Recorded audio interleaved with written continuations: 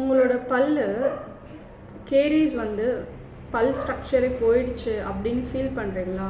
So that பல்லை எடுத்துடணும் அப்படின்னா கிடையாது. இன்னொரு ஆப்ஷன் இருக்குது. உங்களோட பல் ஸ்ட்ரக்சர் போயிடுச்சு அப்படின்னாலும் அந்த பல்லை நம்மளால் சேவ் பண்ண முடியும். போஸ்ட் அண்ட் கோர்ன்ற மெத்தட், அதாவது இப்போ ஒரு பில்டிங் இருக்குன்னா அதுக்கு 4 காலம் இருக்கணும்.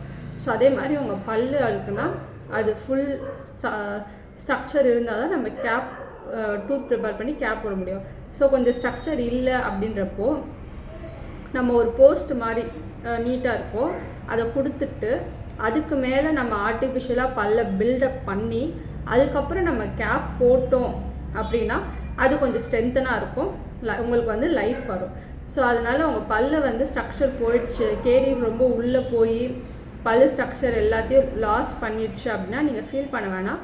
போஸ்ட் அண்ட் கோர் வச்சு உங்களோட பல்லை வந்து சேவ் பண்ணிக்கலாம். இந்த மாதிரி டென்டல் சர்வீசஸ் வேணும்னு நினச்சிங்கன்னா ப்ளீஸ் கான்டாக்ட் அஸ். தேங்க்யூ.